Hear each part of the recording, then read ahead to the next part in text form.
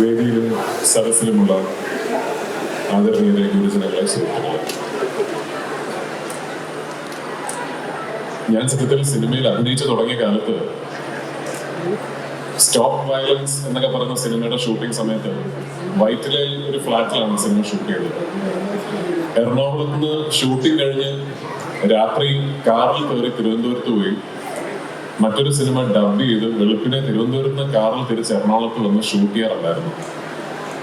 ഞാൻ എറണാകുളത്തെ ജവഹർ നഗറിൽ 5:30 മണിക്ക് തിരിച്ചു വരാട്ടോ. അതുകൊണ്ട് ഇവിടെ വൈകി എത്തിയതിന് ആദ്യം തന്നെ ഞാൻ ക്ഷമാപണം ചോദിക്കുന്നു.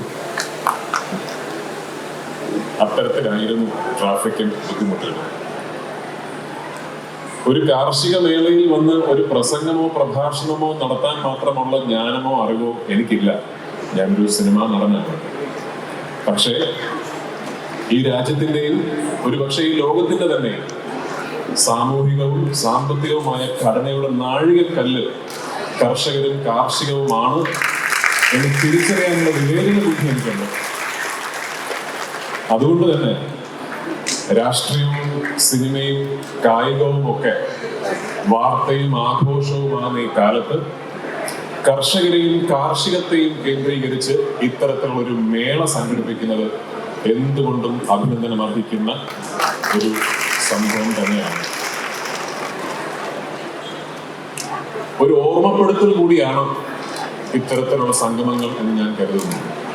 കൾട്ടിവബിൾ ലാൻഡ്, കാർഷിക അനുയോജ്യമായ ഭൂമി ലോകമെമ്പാടും കുറഞ്ഞു വരികയും ജനസാന്ദ്രത, പോപ്പുലേഷൻ ഡെൻസിറ്റി കൂടി വരികയും ചെയ്യുന്ന ഒരു ഭാവിയിലേക്കാണ് നമ്മൾ കാലെടുത്ത് വെക്കുന്നത്.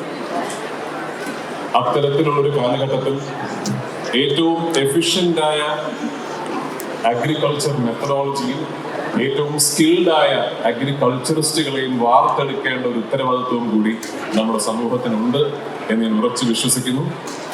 അത്തരത്തിൽ ഒരു വഴികാട്ടി കൂടിയാകട്ടെ ഈ കാർഷിക മേള എന്ന് ആശംസിച്ചുകൊണ്ട് ഈ ചിന്തയുടെയും ഈ മഹത്തായ സംരംഭത്തിന്റെ അണിയറയിൽ പ്രവർത്തിച്ച, ഇതിന് രൂപം കൽപ്പിച്ച എല്ലാ വ്യക്തികൾക്കും എൻ്റെ ആശംസയും അഭിനന്ദനവും അറിയിച്ചുകൊണ്ട് കുറച്ച് ദിവസങ്ങൾ നേരത്തെ ആണെങ്കിൽ നിങ്ങൾക്ക് എല്ലാവർക്കും സമൃദ്ധിയും സ്നേഹവും ഐശ്വര്യവും നിറഞ്ഞൊരു ഓണം ആശംസിച്ചുകൊണ്ട് എൻ്റെ വാക്കുകൾ ഞാൻ നിർത്തുന്നു.